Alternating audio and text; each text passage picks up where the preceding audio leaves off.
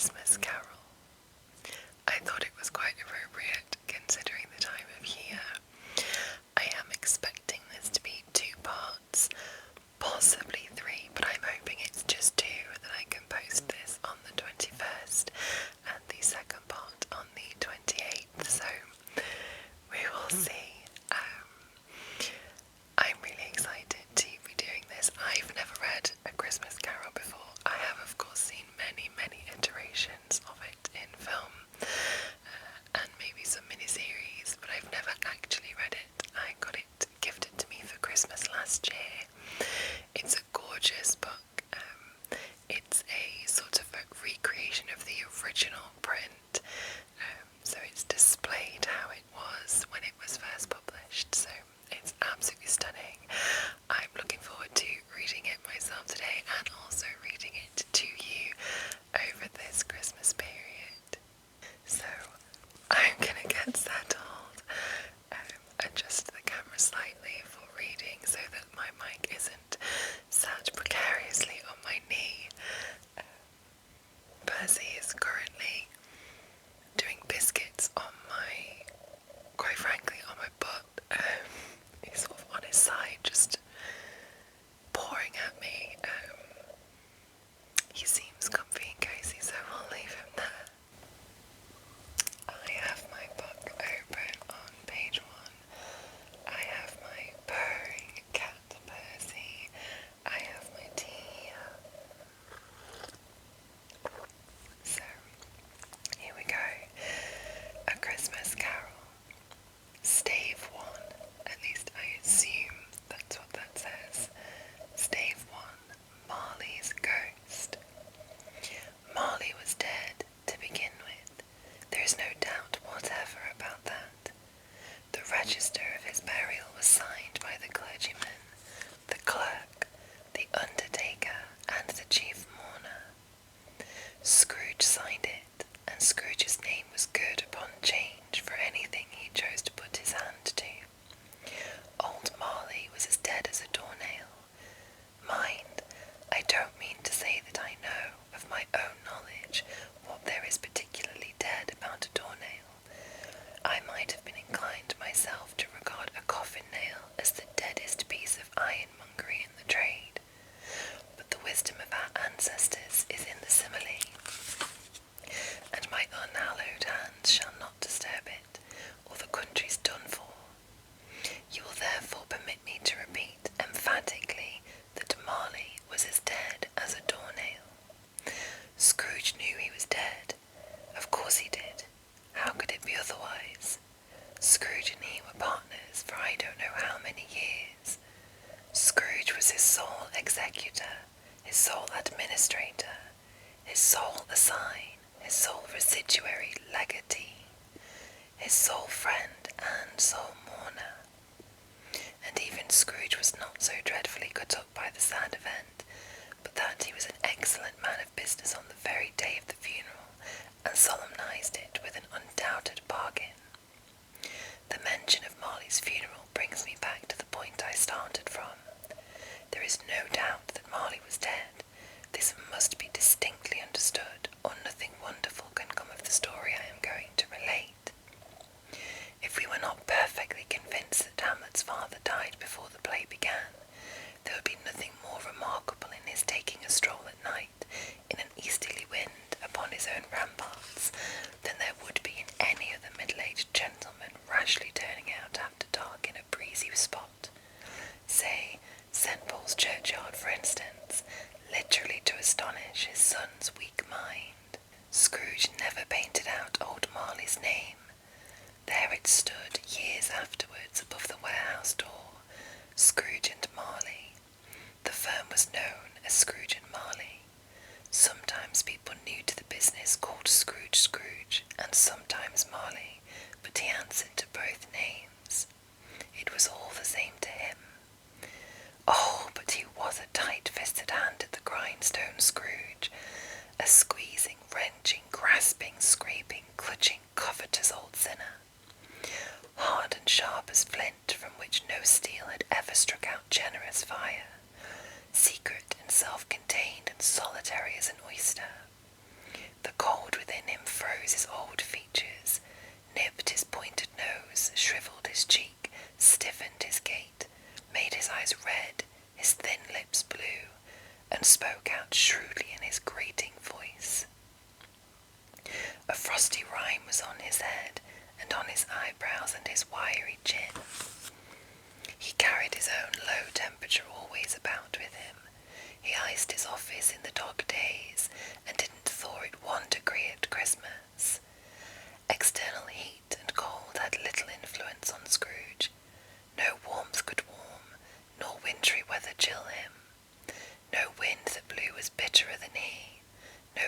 falling snow was more intent upon its purpose, no pelting rain less open to entreaty. Foul weather didn't know where to have him. The heaviest rain and snow and hail and sleet could boast of the advantage over him in only one respect. They often came down handsomely, and Scrooge never did. Nobody ever stopped him in the street to say, with gladsome looks, "My dear Scrooge, how are you? When will you come to see me?" No beggars implored him to bestow a trifle. No children asked him what it was o'clock. No man or woman ever once in all his life inquired the way to such and such a place of Scrooge. Even the blind men's dogs appeared to know him, and when they saw him coming would tuck their owners into doorways and up courts, and they would wag their tails as though they said, "No eye at all is better than an evil-eye dog master." But what did Scrooge care? It was the very thing he liked, to edge his way along the crowded paths of life, warning all human sympathy to keep its distance, was what the knowing ones called nuts to Scrooge. Once upon a time, of all the good days in the year, on Christmas Eve, old Scrooge sat busy in his counting-house.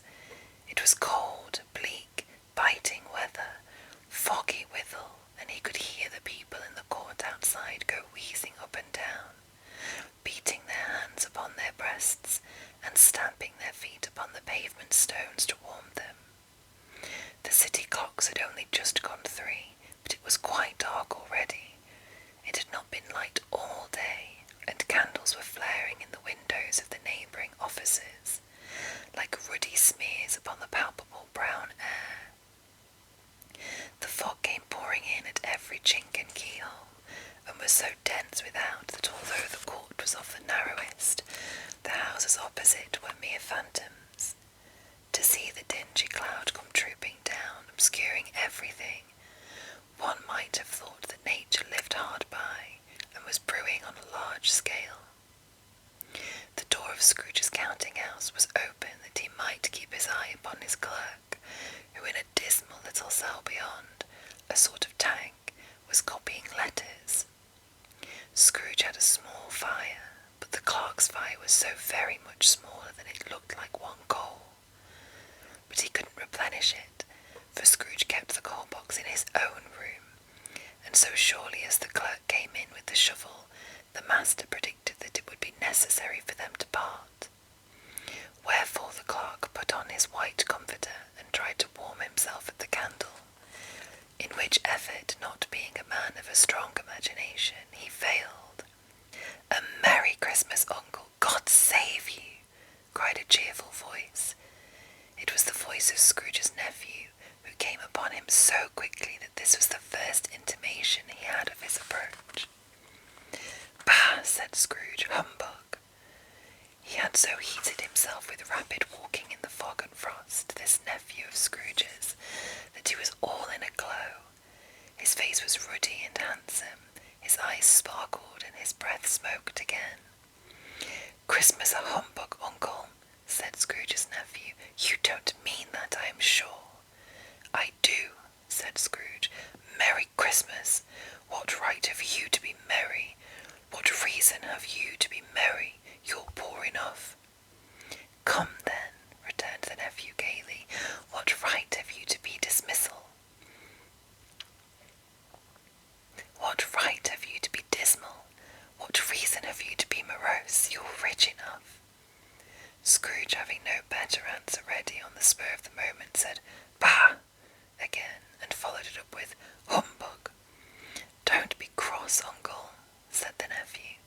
"What else can I be?" returned the uncle, "when I live in such a world of fools as this Merry Christmas? Out upon Merry Christmas!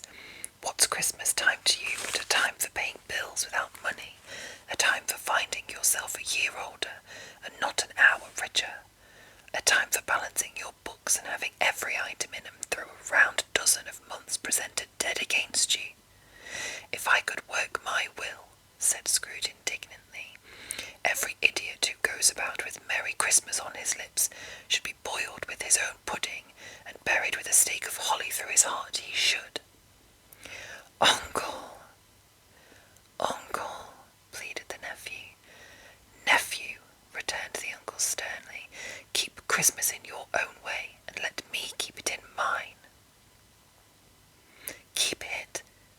said Scrooge's nephew, "but you don't keep it." "Let me leave it alone, then," said Scrooge. "Much good may it do you. Much good it has ever done you."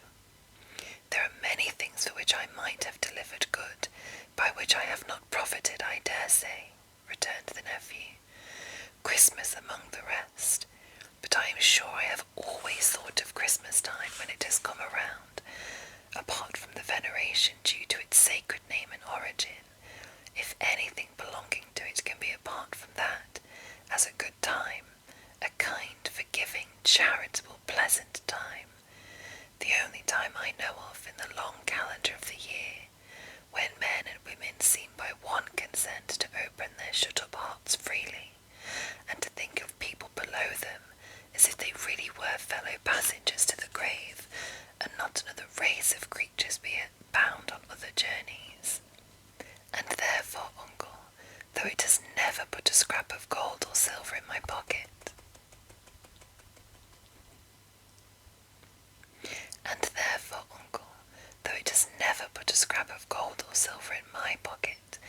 I believe that it has done me good, and will do me good, and I say God bless it.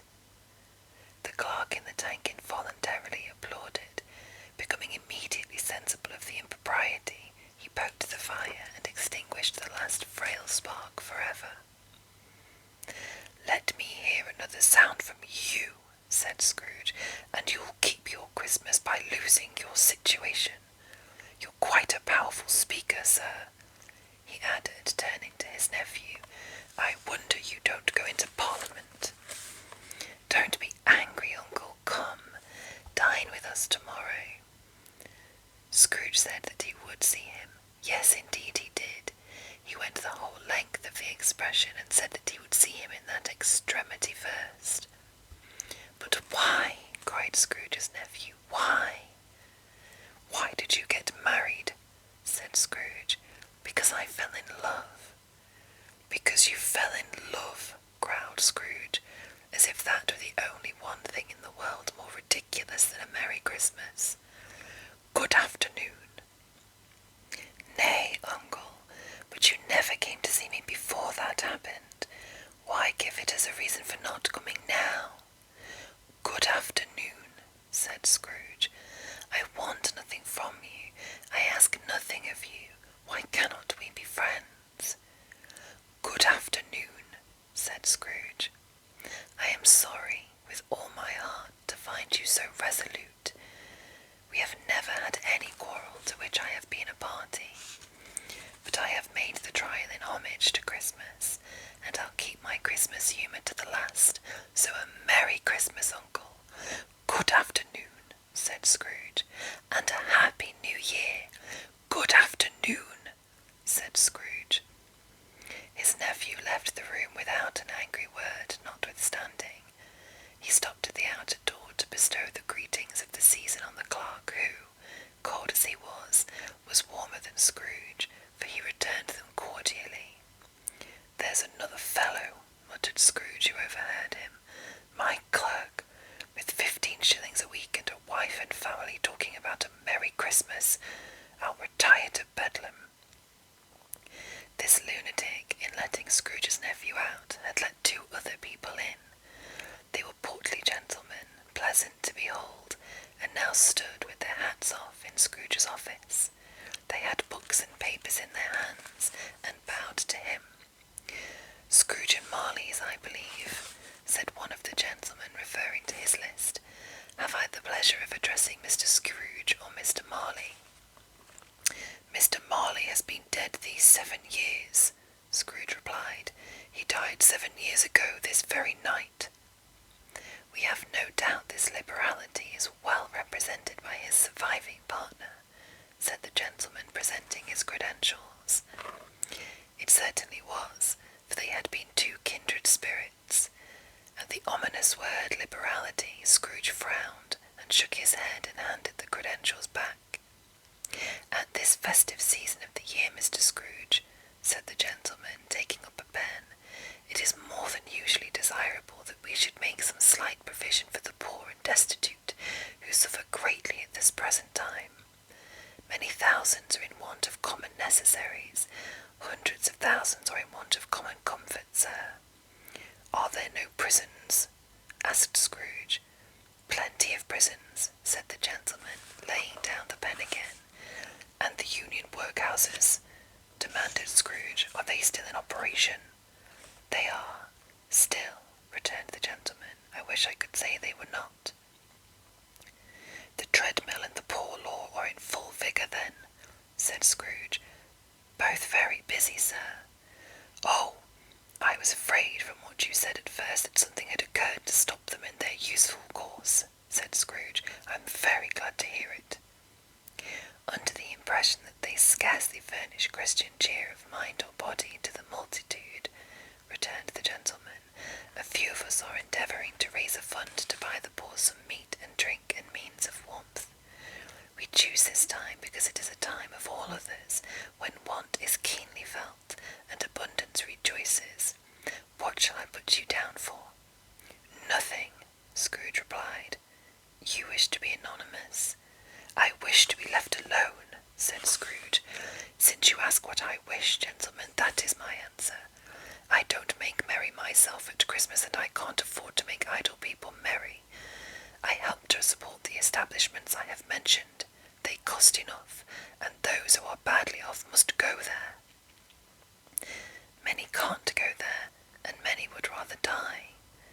If they would rather die, said Scrooge, they had better do it, and decrease the surplus population. Besides, excuse me, I don't know that. But you might know it, observed the gentleman. It's not my business, Scrooge returned. It's enough for a man to understand his own business, and not to interfere with other people's. Mine occupies me constantly. Good afternoon, gentlemen. Seeing clearly that it would be useless to pursue their point, the gentleman withdrew. Scrooge resumed his labours with an improved opinion of himself, and in a more facetious temper than was usual with him. Meanwhile the fog and darkness thickened, so that people ran about with flaring links, proffering their services to go before horses in carriages, and conduct them on their way. The ancient tower of a church, whose gruff old bell was always peeping silly down, slyly down at Scrooge out of a Gothic window in the wall, became invisible, and struck the hours and quarters in the clouds with tremulous vibrations afterwards, as if its teeth were chattering in its frozen head up there. The cold became intense. In the main street at the corner of the court, some labourers were repairing the gas pipes, and had lighted a great fire in a brazier, round which a party of ragged men and boys were gathered, warming their hands and winking their eyes before the blaze in rapture, the water plug being left in solitude, its overflowing sullenly congealed and turned to misanthropic ice. The brightness of the shops were holly sprigs, and berries crackled in the lamp heat of the windows, made pale faces ruddy as they passed. Poulterers' and grocers' trades became a splendid joke, a glorious pageant, with which it was next to impossible to believe that such dull principles as bargain and sale had anything to do. The Lord Mayor, in the stronghold of the mighty mansion house, gave orders to his 50 cooks and butlers to keep Christmas as a Lord Mayor's household should, and even the little tailor, whom he had fined 5 shillings on the previous Monday for being drunk and bloodthirsty in the streets, stirred up tomorrow's pudding in his garret, while his lean wife and the baby sallied out to buy beef. Foggier yet and colder, piercing, searching, biting cold. If the good St. Dunstan had but nipped the evil spirit's nose with a touch of such weather as that, instead of using his familiar weapons, then indeed he would have roared to lusty purpose. The owner of one scant young nose, gnawed and mumbled by the hungry cold as bones are gnawed by dogs, stooped down at Scrooge's keyhole to regale him with a Christmas carol, but at the first sound of "God bless you, merry gentlemen, may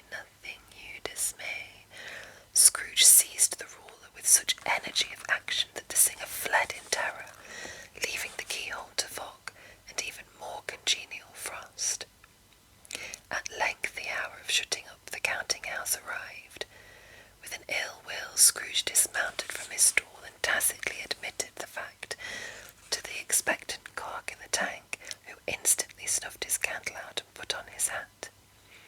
"You'll want all day tomorrow, I suppose," said Scrooge. "If quite convenient, sir." "It's not convenient," said Scrooge, "and it's not fair. If I was to stop £0.50 for it, you'd think yourself ill-used, I'll be bound." The clerk smiled faintly.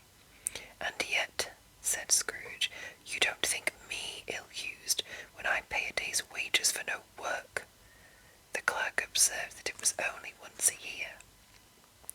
"A poor excuse for picking a man's pocket every 25th of December," said Scrooge, buttoning his greatcoat to the chin. "But I suppose you must have the whole day.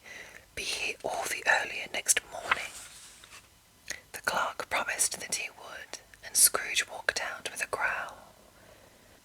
The office was closed in a twinkling, and the clerk, with the long ends of his white comforter dangling below his waist, for he boasted no greatcoat, went down a slide on Cornhill at the end of a lane of boys 20 times, in honour of its being Christmas Eve, and then ran home to Camden Town as hard as he could pelt, to play at blind man's buff. Scrooge took his melancholy dinner in his usual melancholy tavern, and having read all the newspapers and beguiled the rest of the evening with his banker's book, went home to bed. He lived in chambers which had once belonged to his deceased partner. They were a gloomy suite of rooms in a lowering pile of building up a yard, where it had so little business to be that one could scarcely help fancying it must have run there when it was a young house playing at hide-and-seek with the other houses, and have forgotten the way out again.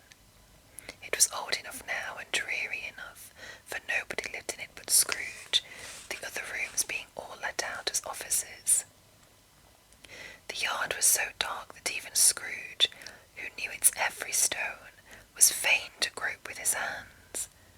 The fog and frost so hung about the black old gateway of the house that it seemed as if the genius of the weather sat in mournful meditation on the threshold.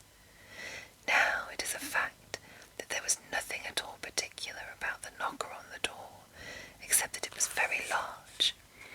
It is also a fact that Scrooge had seen it night and morning during his whole residence in that place. Also that Scrooge had as little of what is called fancy about him as any man in the city of London, even including, which is a bold word, the corporation, aldermen, and livery. Let it also be borne in mind that Scrooge had not bestowed one thought on Marley since his last mention of his 7 years dead partner that afternoon. And then let any man explain to me, if he can, how it happened that Scrooge, having his key in the lock of the door, saw in the knocker, without its undergoing any intermediate process of change, not a knocker, but Marley's face. Marley's face. It was not an impenetrable shadow as the other objects in the yard were, but had a dismal light about it, like a bad lobster in a dark cellar. It was not angry or ferocious, but looked at Scrooge as Marley used to look, with ghostly spectacles turned up upon its ghostly forehead.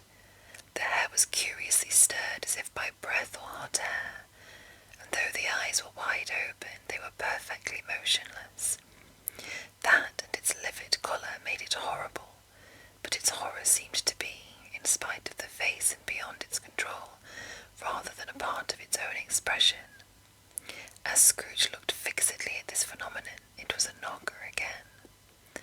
To say that he was not startled, or that his blood was not conscious of a terrible sensation to which it had been a stranger from infancy, would be untrue, but he put his hand upon the key he had relinquished, turned it sturdily, walked in, and lighted his candle. He did pause, with a moment's irresolution, before he shut the door, and he did look cautiously behind it first, as if he half expected to be terrified with the sight of Marley's pigtails sticking out into the hall. But there was nothing on the back of the door, except the screws and nuts that held the knocker on, so he said, "Pooh, pooh," and closed it with a bang. The sound resounded through the house like thunder. Every room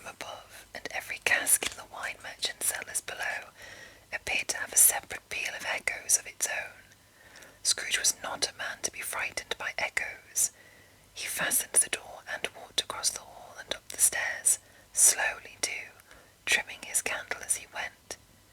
You may talk vaguely about driving a coach and six up a good old flight of stairs, or through a bad young Act of Parliament, but I mean to say you might have got a hearse up that staircase, and taken it broadwise, with the splinter bar towards the wall, and the door towards the balustrades, and done it easy.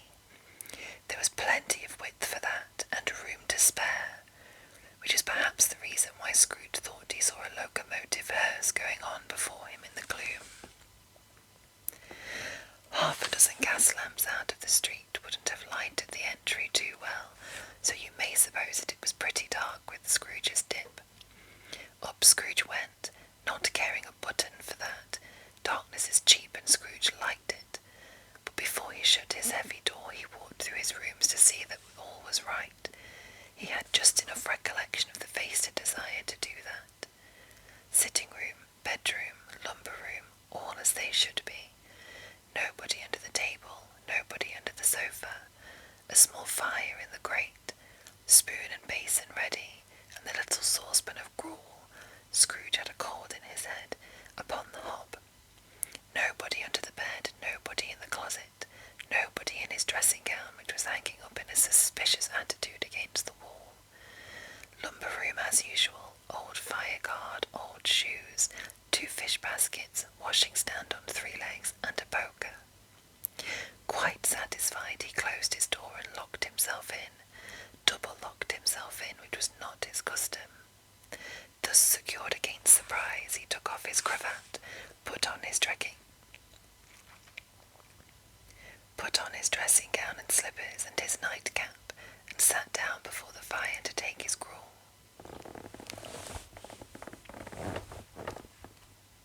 It was a very low fire indeed, nothing on such a bitter night. He was obliged to sit close to it and brood over it, before he could extract the least sensation of warmth from such a handful of fuel. The fireplace was an old one, built by some Dutch merchant long ago, and paved all round with quaint Dutch tiles designed to illustrate the scriptures. There was Cain's and Abel's, Pharaoh's daughters, Queens of Sheba, angelic messengers descending through the air on clouds like feather-beds, Abraham's, Belshazzar's, apostles putting off to sea in butter-boats, hundreds of figures to attract his thoughts, and yet that face of Marley's 7 years dead came like the ancient prophet's rod and swallowed up the whole. If each smooth tile had been a blank at first, with power to shape some picture on its surface from the disjointed fragments of his thoughts, there would have been a copy of old Marley's head on every one. "Humbug," said Scrooge, and walked across the room. After several turns he sat down again. As he threw his head back in the chair, his glance happened to rest upon a bell, a disused bell, that hung in the room, and communicated for some purpose now forgotten, with a chamber in the highest story of the building. It was with great astonishment, and with a strange, inexplicable dread, that as he looked, he saw this bell begin to swing. It swung so softly in the outset that it scarcely made a sound, but soon it rang out loudly, and so did every bell in the house. This might have lasted half a minute, or a minute, but it seemed like an hour. The bells ceased as they had begun, together. They were succeeded by a clanking noise deep down below, as if some person were dragging a heavy chain over the casks in the wine merchant's cellar. Scrooge then remembered to have heard that ghosts in haunted houses were described as dragging chains. The cellar door flew open with a booming sound, and then he heard the noise much louder on the floors below, then coming up the stairs, then coming straight towards his door. "It's humbug still," said Scrooge. "I won't believe it." His colour changed, though, when, without a pause, it came on through the heavy door and passed into the room before his eyes. Upon its coming in, the dying flame leaped up as though it cried, "I know him, Marley's ghost," and fell again. The same face, the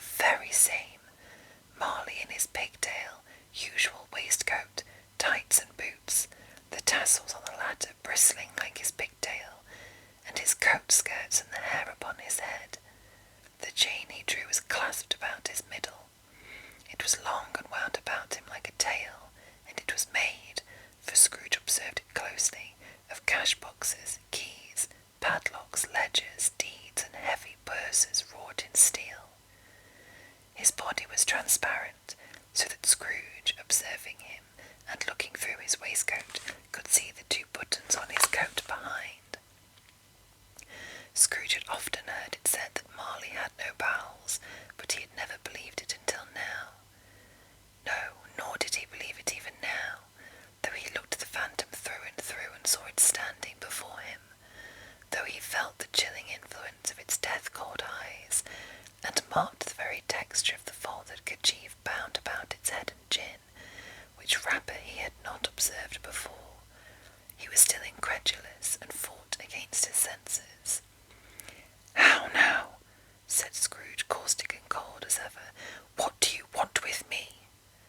"Much," Marley's voice, no doubt about it. "Who are you?"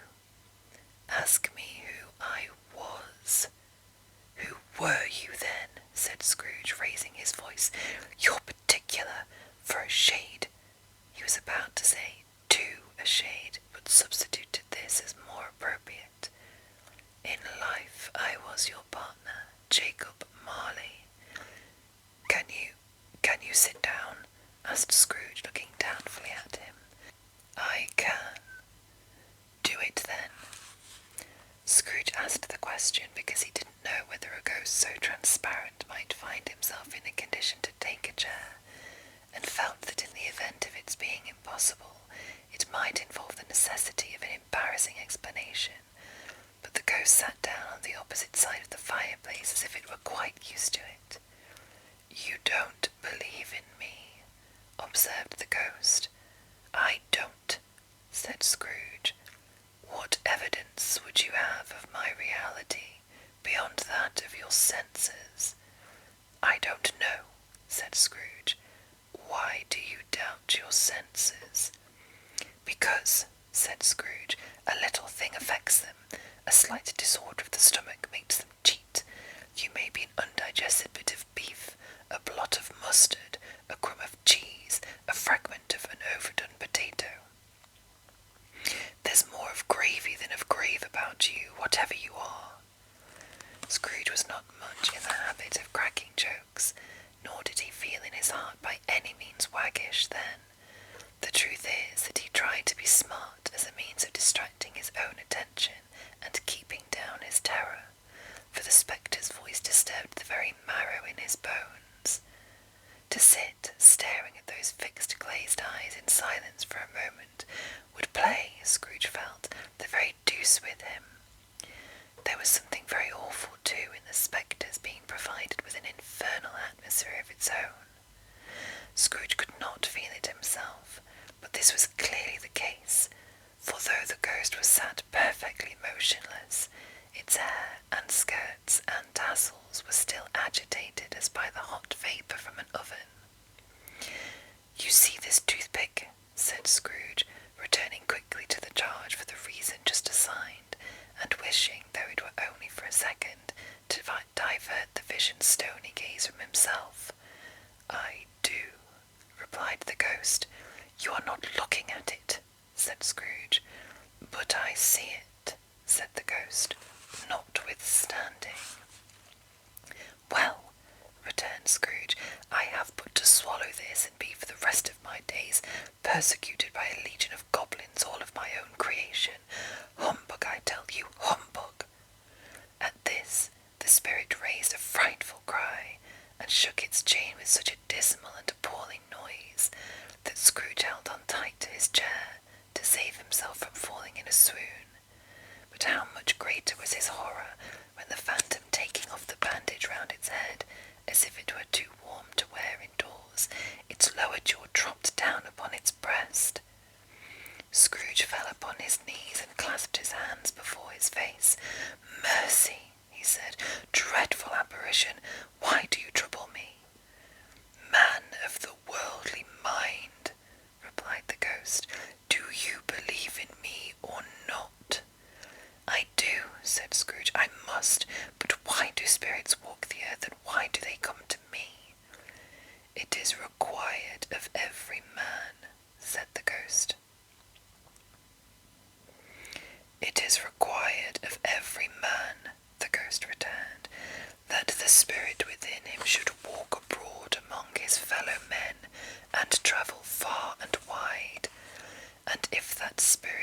goes not forth in life, it is condemned to do so after death. It is doomed to wander through the world, oh woe is me, and witness what it cannot share, but might have shared on earth, and turned to happiness. Again the spectre raised a cry, and shook its chain, and wrung its shadowy hands. "You are fettered," said Scrooge, trembling. "Tell me why." "I wear the chain I forged in life," replied the ghost. "I made it link by link, and yard by yard. I girded it on of my own free will, and of my own free will I wore it. Is its pattern strange to you?" Scrooge trembled more and more. "Or would you know," pursued the ghost, "the weight and length of the strong coil you bear yourself? It was full and heavy, and as long as this 7 Christmas Eves ago. You have laboured on it since. It is a ponderous chain." Scrooge glanced about him on the floor, in the expectation of finding himself surrounded by some 50 or 60 fathoms of iron cable, but he could see nothing. "Jacob," he said imploringly, "old Jacob Marley, tell me more. Speak comfort to me, Jacob." "I have none to give," the ghost replied. "It comes from other regions, Ebenezer Scrooge, and is conveyed by other ministers to other kinds of men. Nor can I tell you what I would. A very little more is all permitted to me. I cannot rest, I cannot stay, I cannot linger anywhere. My spirit never walked beyond our counting house. Mark me! In life my spirit never roved beyond the narrow limits of our money-changing hole, and weary journeys lie before me." It was a habit with Scrooge, whenever he became thoughtful, to put his hands in his breeches pockets. Pondering on what the ghost had said, he did so now, but without lifting up his eyes or getting off his knees. "You must have been very slow about it, Jacob," Scrooge observed in a business-like manner, though with humility and deference. "Slow," the ghost repeated. 7 years dead," mused Scrooge, "and travelling all the time." "The whole time," said the ghost. "No rest, no peace, incessant torture of remorse." "You travel fast," said Scrooge. "On the wings of the wind," replied the ghost. "You might have got over a great quantity of ground in 7 years, said Scrooge. The ghost, on hearing this, set up another cry, and clanked its chain so hideously in the dead silence of the night that the ward would have been justified in indicating it for a nuisance.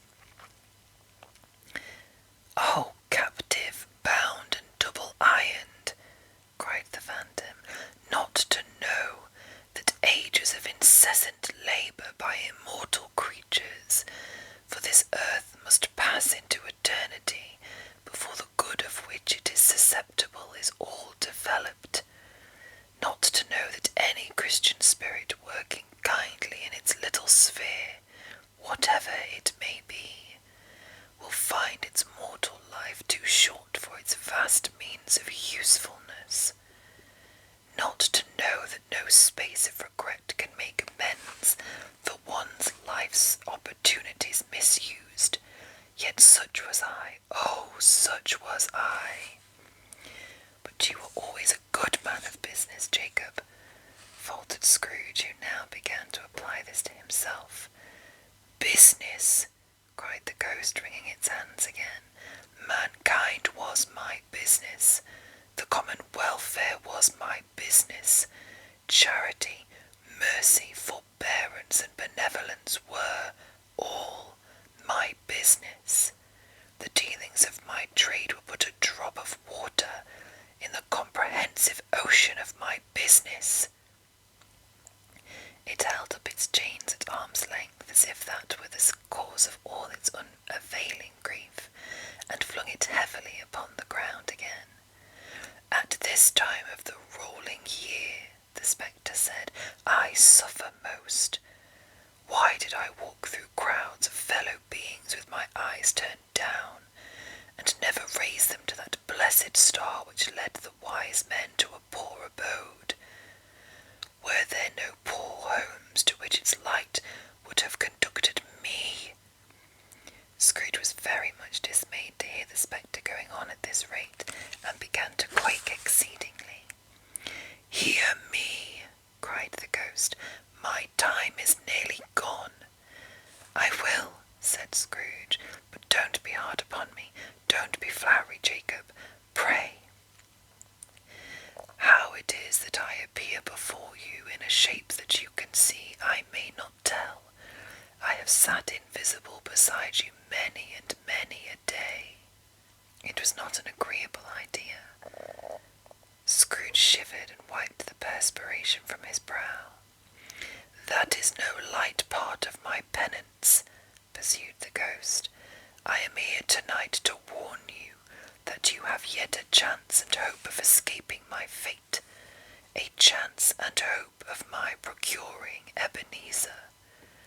"You were always a good friend to me," said Scrooge. "Thank ye." "You will be haunted," resumed the ghost, "by 3 spirits. Scrooge's countenance fell almost as low as the ghost's had done. "Is that the chance and hope you mentioned, Jacob?" he demanded in a faltering voice. "It is." I think I'd rather not," said Scrooge. "Without their visits," said the ghost, "you cannot hope to shun the path I tread. Expect the first tomorrow, when the bell tolls 1. "Couldn't I take 'em all at once, and have it over, Jacob?" hinted Scrooge. "Expect the second on the next night at the same hour, the third upon the next night when the last stroke of 12 has ceased to vibrate. Look to see me no more, and look that, for your own sake, you remember what has passed between us." When it had said these words, the spectre took its wrapper from the table and bound it round its head as before. Scrooge knew this by the smart sound its teeth made when the jaws were brought together by the bandage. He ventured to raise his eyes again and found his supernatural visitor confronting him in an erect attitude, with its chain wound over and about its arm. The apparition walked backward from him, and at every step it took the window raised itself a little, so that when the spectre reached it, it was wide open. It beckoned Scrooge to approach, which he did. When they were within 2 paces of each other, Marley's ghost held up its hand, warning him to come no nearer. Scrooge stopped, not so much in obedience as in surprise and fear, for on the raising of the hand he became sensible and confused. Noises in the air, incoherent sounds of lamentation and regret, wailings inexpressibly sorrowful and self-accusatory. The spectre, after listening for a moment, joined in the mournful dirge, and floated out upon the bleak, dark night.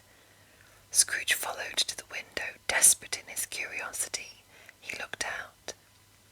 The air was filled with phantoms, wandering hither and thither in restless haste, and moaning as they went. Every one of them wore chains like Marley's ghost. Some few, they might be guilty governments, were linked together. None were free. Many had been personally known to Scrooge in their lives. He had been quite familiar with one old ghost in a white waistcoat, with a monstrous iron safe attached to its ankle, who cried piteously at being unable to assist a wretched woman with an infant, whom it saw below upon a doorstep. The misery with them all was clearly that they sought to interfere for good in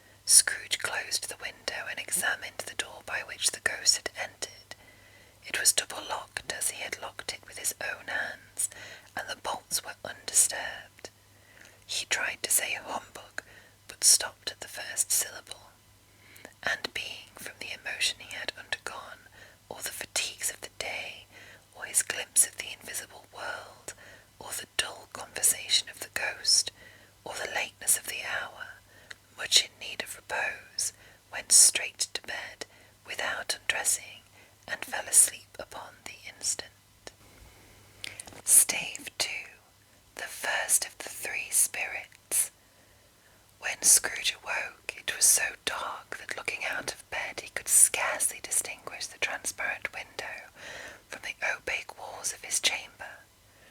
He was endeavouring to pierce the darkness with his ferret eyes when the chimes of a neighbouring church struck the 4 quarters, so he listened for the hour. To his great astonishment, the heavy bell went on from 6 to 7, and from 7 to 8, and regularly up to 12, then stopped. 12! It was past 2 when he went to bed. The clock was wrong. An icicle must have got into the works. 12!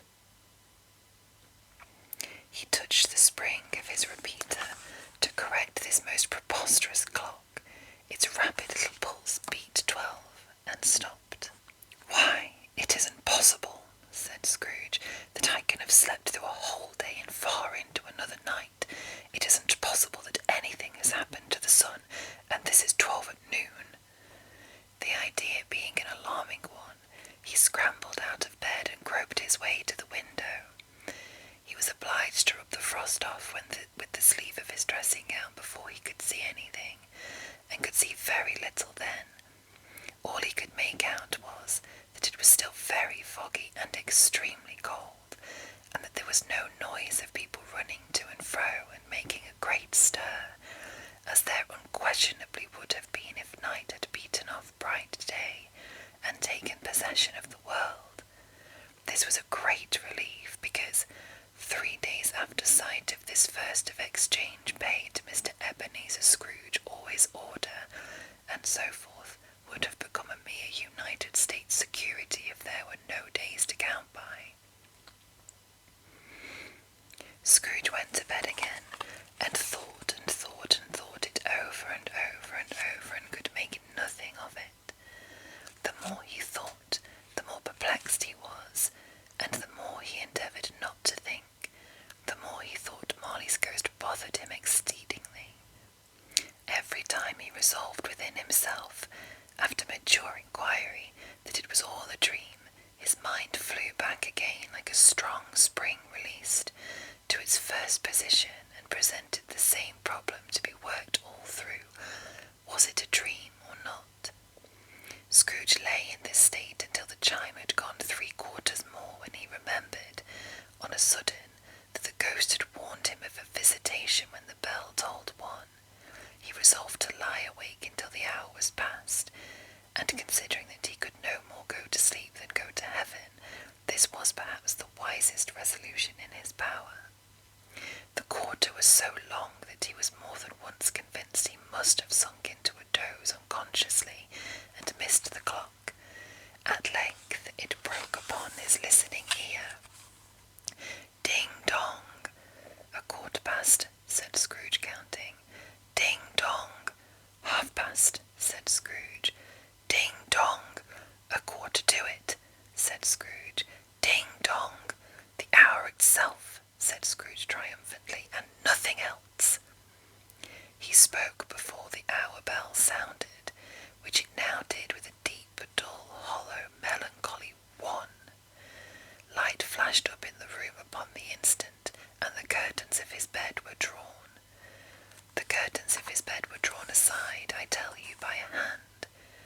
Not the curtains at his feet, nor the curtains at his back, but those to which his face was addressed. The curtains of his bed were drawn aside, and Scrooge, starting up into a half-recumbent attitude. The curtains of his bed were drawn aside, and Scrooge, starting up into a half-recumbent attitude, found himself face to face with the unearthly visitor who drew them, as close to it as I am now to you, and I am standing in the spirit at your elbow. It was a strange figure, like a child, yet not so like a child as like an old man, viewed through some supernatural medium which gave him the appearance of having receded from the view, and being diminished to a child's proportions. Its hair, which hung about its neck and down its back, was white as if with age, and yet the face had not a wrinkle in it, and the tenderest bloom was on the skin. The arms were very long and muscular, the hands the same, as if its hold strength. Its legs and feet, most delicately formed, were, like those upper members, bare. It wore a tunic of the purest white, and round its waist was bound a lustrous belt, the sheen of which was beautiful. It held a branch of fresh green holly in its hand, and, in singular contradiction of that wintry emblem, had its dress trimmed with summer flowers. But the strangest thing about it was, that from the crown of its head there sprung a bright clear jet of light, by which all this was visible, and which was doubtless the occasion of its using, in its duller moments, a great extinguisher for a cap, which it now held under its arm. Even this, though, when Scrooge looked at it with increasing steadiness, was not its strangest quality, for as its belt sparkled and glittered now in one part and now in another, and what was light one instant, at another time was dark, so the figure itself fluctuated in its distinctness, being now a thing with one arm, now with one leg, now with 20 legs, now a pair of legs without a head, now a head without a body, of which dissolving parts no outline would be visible in the dense gloom wherein they melted away. And in the very wonder of this it would be itself again, distinct and clear as ever.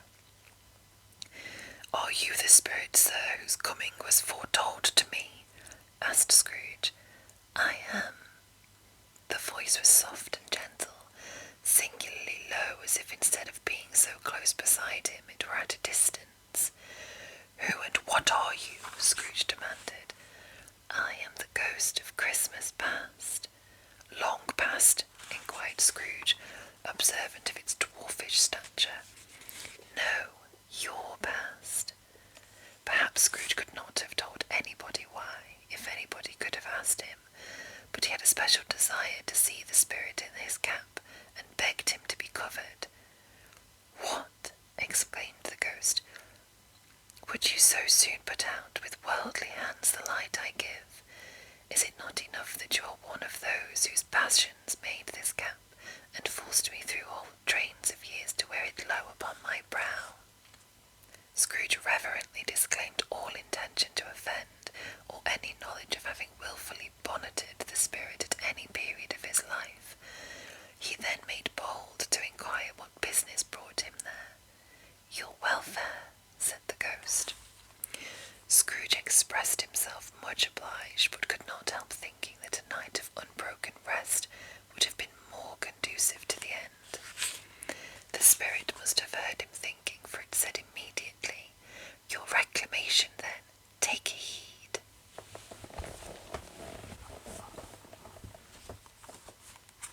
It put out its strong hand as it spoke, and clasped him gently by the arm. "Rise and walk with me." It would have been in vain for Scrooge to plead that the weather and the hour were not adapted to pedestrian purposes. The bed was warm and the thermometer a long way below freezing, that he was clad but lightly in his slippers, dressing gown, and nightcap, and that he had a cold upon him at that time. The grasp, though gentle as a woman's hand, was not to be resisted. He rose, but finding that the spirit made towards the window, clasped its robe in supplication. "I am mortal," Scrooge remonstrated, "and liable to fall." "Bear but a touch of my hand there," said the spirit, laying it upon his heart, "and you shall be upheld in more than this." As the words were spoken, they passed through the wall and stood upon an open country road, with fields on either side. The city had entirely vanished. Not a vestige of it was to be seen. The darkness and the mist had vanished with it, for it was a clear, cold winter day, with snow upon the ground. "Good heaven!" said Scrooge, clasping his hands together as he looked about him. "I was bred in this place. I was a boy here." The spirit gazed upon him mildly. Its gentle touch, though it had been light and instantaneous, appeared still present to the old man's sense of feeling. He was conscious of 1,000 odours floating in the air, each one connected with 1,000 thoughts and hopes and joys and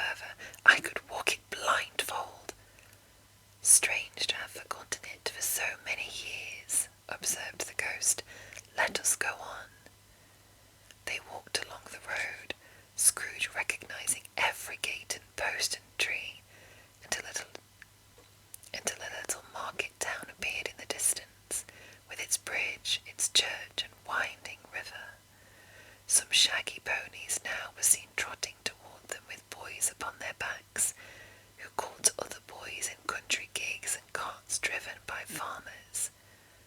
All these boys were in great spirits, and shouted to each other until the broad fields were so full of merry music that the crisp air laughed to hear it. "These are but shadows of the things that have been," said the ghost. "They have no consciousness of us." The jocund travellers came on, and as they came Scrooge knew and named them every one. Why was he rejoiced beyond all bounds to see them? Why did his cold eye glisten and his heart leap up as they went past? Why was he filled with gladness when he heard them give each other Merry Christmas, as they parted at crossroads and byways for their several homes? What was Merry Christmas to Scrooge? Out upon Merry Christmas! What good had it ever done to him? "The school is not quite deserted," said the ghost. "A solitary child, neglected by his friends, is left there still." Scrooge said he knew it, and he sobbed. They left the high road by a well-remembered lane, and soon approached a mansion of dull red brick, with a little weathercock-surmounted cupola on the roof and a bell hanging in it. It was a large house, but one of broken fortunes, for the spacious offices were little used. Their walls were damp and mossy, their windows broken and their gates decayed. Fowls clucked and strutted in the stables, and the coach-houses and sheds were overrun with grass. Nor was it more retentive of its ancient state within, for entering the dreary hall and glancing through the open doors of many rooms, they found them poorly furnished, cold, and vast. There was an earthly savour in the air, a chilly bareness in the place, which associated itself somehow with too much getting up by candlelight and not too much to eat. They went, the ghost and Scrooge, across the hall to a door at the back of the house. It opened before them and disclosed a long, bare, melancholy room, made barer still by lines of plain deal forms and desks. At one of these a lonely boy was reading near a feeble fire, and Scrooge sat down upon a form and wept to see his poor forgotten self as he had used to be. Not a latent echo in the house, not a squeak and scuffle from the mice behind the panelling, not a drip from the half-thawed water-spout in the dull yard behind, not a sigh among the leafless boughs of one despondent poplar, not the idle swinging of an empty storehouse door. No, not a clicking in the fire, but fell upon the heart of Scrooge with softening influence, and gave a freer passage to his tears. The spirit touched him on the arm and pointed to his younger self, intent upon his reading. Suddenly a man in foreign garments, wonderfully real and distinct to look at, stood outside the window with an axe stuck in his belt and leading an ass laden with wood by the bridle. "Why, it's Ali Baba!" Scrooge exclaimed in ecstasy. "It's dear old honest Ali Baba! Yes, yes, I know. One Christmas time, when yonder solitary child was left here all alone, he did come, for the first time, just like that. Poor boy, and Valentine," said Scrooge, "and his wild brother Orson, there they go. And what's his name, who was put down in his drawers asleep at the gate of Damascus, don't you see him? And the Sultan's groom turned upside down by the genie, there he is upon his head. Serve him right, I'm glad of it. What business had he to be married to the princess?" To hear Scrooge expending all the earnestness of his nature on such subjects in a most extraordinary voice, between laughing and crying, and to see his heightened and excited face, would have been a surprise to his business friends in the city indeed. "There's the parrot," said Scrooge, "green body and yellow tail, with a thing like a lettuce growing out of the top of his head. There he is.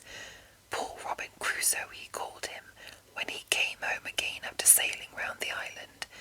Poor Robin Crusoe, where have you been, Robin Crusoe?" The man thought he was dreaming, but he wasn't. It was the parrot, you know. There goes Friday, running for his life to the little creek. "Hallo,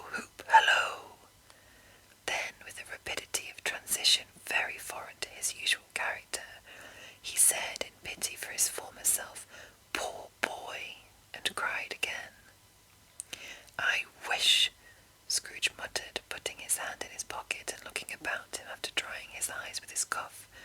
"But it's too late now." "What is the matter?" asked the spirit.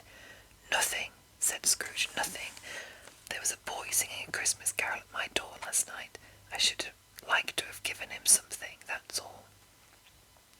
The ghost smiled thoughtfully and waved its hand, saying as it did so, "Let us see another Christmas." Scrooge's former self grew larger at the words, and the room became a little darker and more dirty. The panels shrunk, the windows cracked. Fragments of plaster fell out of the ceiling, and the naked laths were shown instead. But how all this was brought about, Scrooge knew no more than you do. He only knew that it was quite correct, that everything had happened so, that there he was alone again, when all the other boys had gone home for the jolly holidays. He was not reading now, but walking up and down despairingly. Scrooge looked at the ghost, and with a mournful shaking of his head, glanced anxiously towards the door. It opened, and a little girl much younger than the boy came darting in, and putting her arms about his neck and often kissing him, addressed him as her dear, dear brother. "I have come to bring you home, dear brother," said the child, clapping her tiny hands and bending down to laugh. "To bring you home, home, home." "Home, little Fan," returned the boy. "Yes," said the child, brimful of glee. "Home for good and all. Home for ever and ever. Father is so much kinder than he used to be. That home's like heaven. He spoke so gently to me one day and night when I was going to bed that I was not afraid to ask him once more if you might come home. And he said yes, you should, and sent me in a coach to bring you. And you ought to be a man," said the child, opening her eyes, "and are never to come back here. But first we're to be together all the Christmas long and have the merriest time in all the world." "You are quite a woman, little Fan," exclaimed the boy. She cupped her hands and laughed and tried to touch his head, but being too little, laughed again and stood on tiptoe to embrace him. Then she began to drag him in her childish eagerness toward the door, and he, nothing loath to go, accompanied her. A terrible voice in the hall cried, "Bring down Master Scrooge's box there," and in the hall appeared the schoolmaster himself, who glared on Master Scrooge with a ferocious condescension, and threw him into a dreadful state of mind by shaking hands with him. He then conveyed him and his sister into the veriest old well of a shivering best parlour that ever was seen, where the maps upon the walls and the celestial and terrestrial globes in the windows were waxy with cold. Here he produced a decanter of curiously light wine and a block of curiously heavy cake, and administered instalments of those dainties to the young people, at the same time sending out a meagre servant to offer a glass of something to the post-boy, who answered that he thanked the gentleman, but if it was the same tap as he had tasted before, he had rather not. Master Scrooge's trunk being by this time tied on to the top of the chaise, the children bade the schoolmaster good-bye right willingly, and getting into it, drove gaily down the garden sweep, the quick wheels dashing the hoar-frost and snow from off the dark leaves of the evergreens like spray. "Always a delicate creature whom a breath might have withered," said the ghost, "but she had a large heart." "So she had," cried Scrooge. "You're right. I will not gainsay it, spirit. God forbid." "She died a woman," said the ghost, "and had, as I think, children." "One child," Scrooge returned. "True," said the ghost. "Your nephew."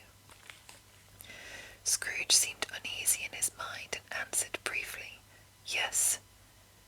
Although they had but that moment left the school behind them, they were now in the busy thoroughfares of a city, where shadowy passengers passed and repassed, where shadowy carts and coaches battled for the way, and all the strife and tumult of a real city were. It was made plain enough by the dressing of the shops that here too it was Christmas time again, but it was evening and the streets were lighted up. The ghost stopped at a certain warehouse door and asked Scrooge if he knew it. "Know it?" said Scrooge. "Was I apprenticed here?" They went in. At sight of an old gentleman in a Welsh wig sitting behind such a high desk that if he had been 2 inches taller he must have knocked his head against the ceiling, Scrooge cried in great excitement, "Why, it's old Fezziwig! Bless his heart, it's Fezziwig alive again!" Old Fezziwig laid down his pen and looked up at the clock, which pointed to the hour of 7. He rubbed his hands, adjusted his capacious waistcoat, laughed all over himself from his shoes to his organ of benevolence, and called out in a comfortable, oily, rich, fat, jovial voice, "Yo-ho there, Ebenezer! Dick!" Scrooge's former self, now grown a young man, came briskly in, accompanied by his fellow prentice. "Dick Wilkins, to be sure," said Scrooge to the ghost. "Bless me, yes, there he is. He was very much attached to me, was Dick. Poor Dick! Dear, dear!" "Yo-ho, my boys," said Fezziwig. "No more work tonight. Christmas Eve, Dick. Christmas, Ebenezer. Let's have the shutters up," cried old Fezziwig with a sharp clap of his hands, "before a man can say Jack Robinson." You wouldn't believe how these 2 fellows went at it. They charged into the street with the shutters. 1, 2, 3, had 'em up in their places. 4, 5, 6, barred 'em and pinned 'em. 7, 8, 9, and came back before you could have got to 12, panting like racehorses.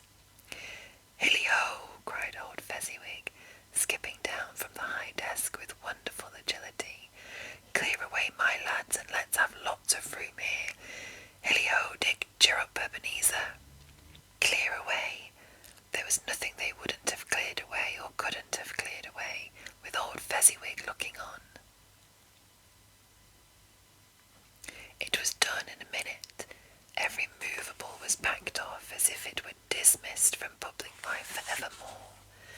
The floor was swept and watered, the lamps were trimmed, fuel was heaped upon the fire, and the warehouse was as snug and warm and dry and bright a ballroom as you would desire to see upon a winter's night. In came a fiddler with a music book and went up to the lofty desk and made an orchestra of it, and tuned like 50 stomach aches. In came Mrs. Fezziwig, one vast substantial smile. In came the 3 Miss Fezziwigs, beaming and lovable. In came the 6 young followers whose hearts they broke. In came all the young men and women employed in the business. In came the housemaid with her cousin, the baker. In came the cook with her brother's particular friend, the milkman. In came the boy from over the way, who was suspected of not having board enough from his master, trying to hide himself behind the girl from next door but one, who was proved to have had her ears pulled by her mistress. In they all came, one after another, some shyly, some boldly, some gracefully, some awkwardly, some pushing, some pulling. In they all came anyway and anyhow. Away they all went, 20 couple at once, hands half round and back again the other way, down the middle and up again, round and round in various stages of affectionate grouping. Old top couple always turning up in the wrong place, new top couple starting off again as soon as they got there, all top couples at last, and not a bottom one to help them. When this result was brought about,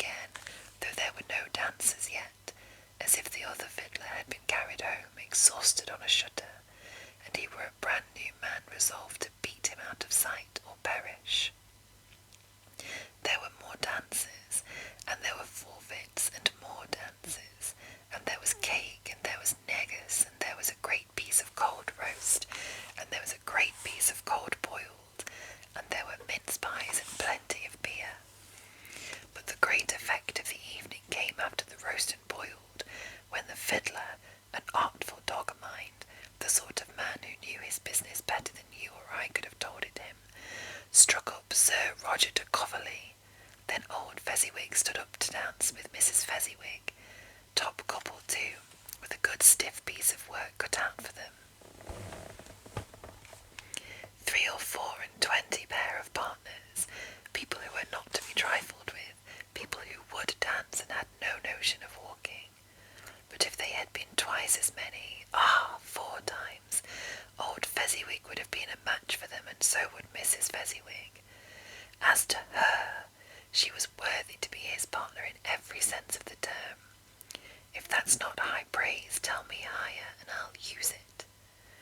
A positive light appeared to issue from Fezziwig's calves. You couldn't have predicted at any given time what would become of him next, and when old Fezziwig and Mrs. Fezziwig had gone all through the dance, advance and retire, hold hands with your partner, bow and curtsy, corkscrew, thread the needle, and back again to your place, Fezziwig cut so deftly that he appeared to wink with his legs and came upon his feet again without a stagger. When the clock struck 11, this domestic ball broke up. Mr. and Mrs. Fezziwig took their stations, one on either side the door, and shaking hands with every person individually as he or she went out, wished him or her a Merry Christmas. When everybody had retired but the 2 prentices, they did the same to them, and thus the cheerful voices died away, and the lads were left to their beds, which were under a counter in the back shop. During the whole of this time, Scrooge had acted like a man out of his wits. His heart and soul were in the scene, and with his former self, he corroborated everything, remembered everything, enjoyed everything, and underwent the strangest agitation. It was not until now, when the bright faces of his former self and Dick were turned from them, that he remembered the ghost, and became conscious that it was looking full upon him, while the light upon its head burned very clear. "A small matter," said the ghost, "to make these silly folks so full of gratitude." "Small," echoed Scrooge. The spirit signed to him to listen to the 2 apprentices, who were pouring out their hearts in praise of Fezziwig, and when he had done so, said, "Why, is it not? He has spent but a few pounds of your mortal money, 3 or 4 perhaps. Is that so much that he deserves this praise?" "It isn't that," said Scrooge, heated by the remark, and speaking unconsciously like his former, not his latter, self. "It isn't that, spirit. He has the power to render us happy or unhappy, to make our service light or burdensome, a pleasure or a toil. Say that his power lies in words and looks, in things so slight and insignificant that it is impossible to add and count them up. What then? The happiness he gives is quite as great as if it cost a fortune." He felt the spirit's glance and stopped. "What is the matter?" asked the ghost. "Nothing particular," said Scrooge. "Something, I think," said the ghost. "Something, I think," the ghost insisted. "No," said Scrooge. "No, I should like to be able to say a word or 2 to my clerk just now, that's all." His former self turned down the lamps as he gave utterance to the wish, and Scrooge and the ghost again stood side by side in the open air. "My time grows short," observed the spirit. "Quick!" This was not addressed to Scrooge or to any one whom he could see, but it produced an immediate effect. For again Scrooge saw himself. He was older now, a man in the prime of life. His face had not the harsh and rigid lines of later years, but it had begun to wear the signs of care and avarice. There was an eager, greedy, restless motion in the eye, which showed the passion that had taken root, and where the shadow of the growing tree would fall. He was not alone, but sat by the side of a fair young girl in a mourning dress, in whose eyes there were tears which sparkled in the light that shone out of the ghost of Christmas past. "It matters little," she said softly, "to you very little. Another idol has displaced me, and if it can cheer and comfort you in time to come, as I would have tried to do, I have no just cause to grieve." "What idol has displaced you?" he rejoined.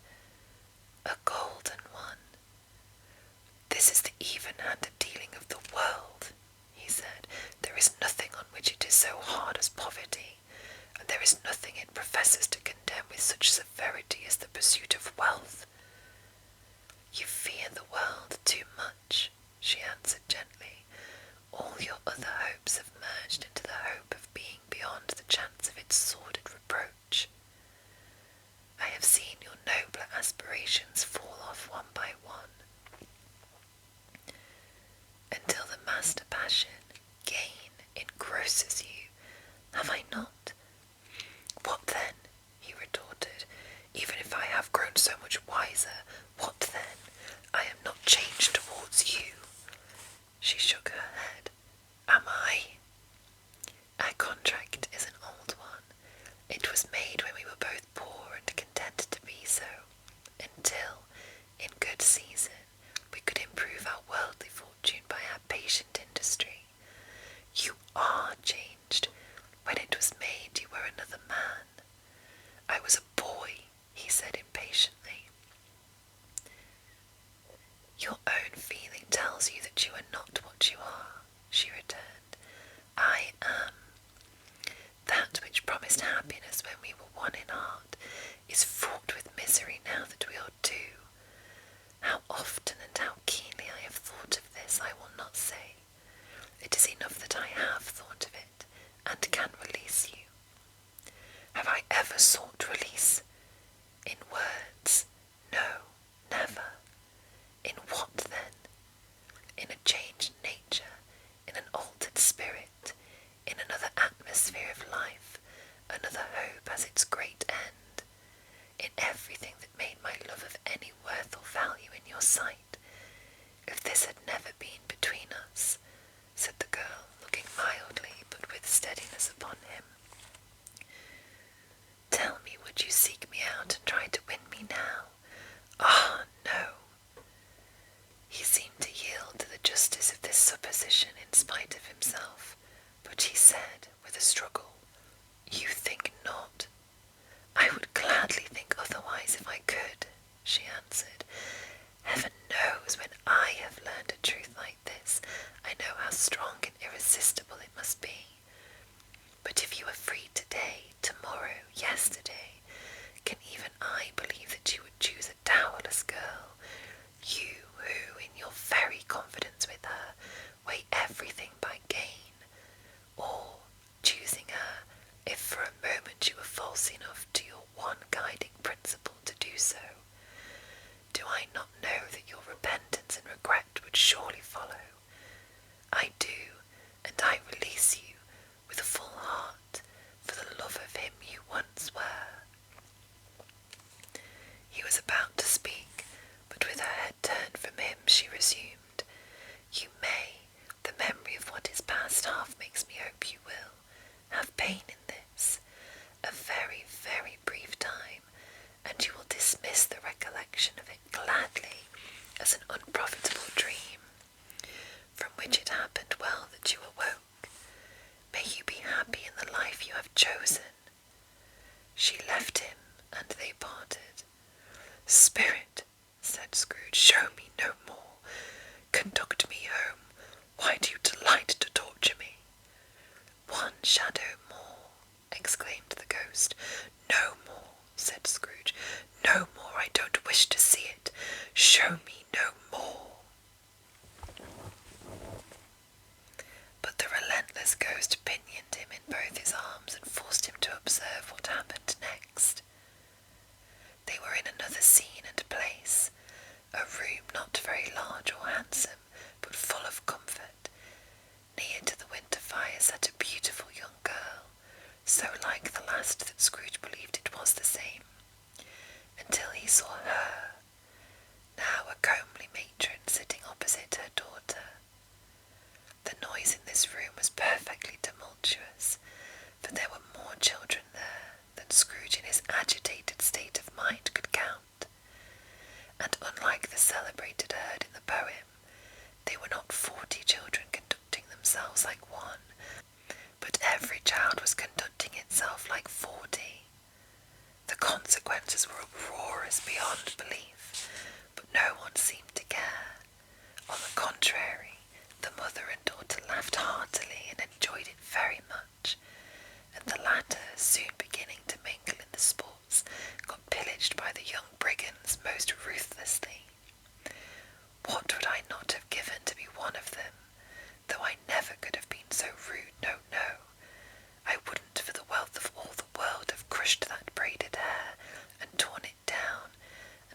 precious little shoe, I wouldn't have plucked it off, God bless my soul, to save my life. As to measuring her waist in sport as they did, bold young brood, I couldn't have done it. I should have expected my arm to have grown round it for a punishment, and never come straight again.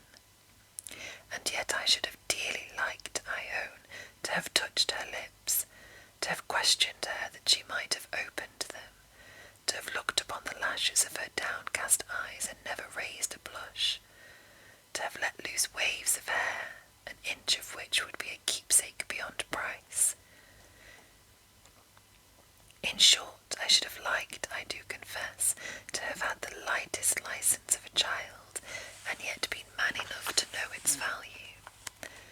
But now a knocking at the door was heard, and such a rush immediately ensued, that she, with laughing face and plundered dress, was borne towards it, the centre of a flushed and boisterous group, just in time to greet the father, who came home attended by a man laden with Christmas toys and presents.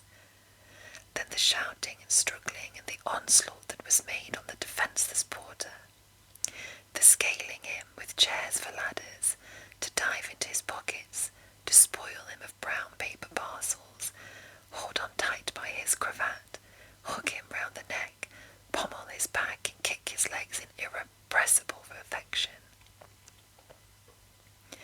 The shouts of wonder and delight with which the development of every package was received, that terrible announcement that the baby had been taken in the act of putting a doll's frying pan into his mouth, and was more than suspected of having swallowed a fictitious turkey glued on a wooden platter, the immense relief of finding this a false alarm, the joy and gratitude and ecstasy, they are all indescribably alike. It is enough that by degree the children and their emotions got out of the parlour, and by one stair at a time, up to the top of the house, where they went to bed and so subsided. And now Scrooge looked on more attentively than ever, when the master of the house, having his daughter leaning fondly on him, sat down with her and her mother at his own fireside, and when he thought that such another creature, quite as graceful and as full of promise, might have called him father, and been a springtime in the haggard winter of his life, his sight grew very dim indeed. Belle, said the husband, turning to his wife with a smile, I saw an old friend of yours this afternoon. Who was it? Guess. How can I? Tut, don't I know, she added in the same breath, laughing as he laughed. Mr. Scrooge. Mr. Scrooge it was. I passed his office window, and it was not shut up, and he had a candle inside, and I could scarcely help seeing him. His partner lies upon the point of death, I hear, and there he sat alone, quite alone in the world, I do believe. Spirit, said Scrooge in a broken voice, remove me from this place. I told you these were shadows of the things that have been, said the ghost. That they are what they are, do not blame me. Remove me, Scrooge exclaimed. I cannot bear it. He turned upon the ghost, and seeing that it looked upon him with a face in which in some strange way there were fragments of all the face it had shown him, wrestled with it. Leave me, take me back, haunt me no longer. In the struggle, if that can be called a struggle in which the ghost, with no visible resistance on its own part, was undisturbed by any effort of its adversary, Scrooge observed that its light was burning high and bright, and dimly connecting that with its influence over him, he seized the extinguisher cap, and by a sudden action pressed it down upon its head. The spirit dropped beneath it, so that the extinguisher covered its whole form, but though Scrooge pressed it down with all his force, he could not hide the light, which streamed from under it in an unbroken flood upon the ground. He was conscious of being exhausted and overcome by an irresistible drowsiness, and, further of being in his own bedroom, he gave the cap a parting squeeze in which his hand relaxed,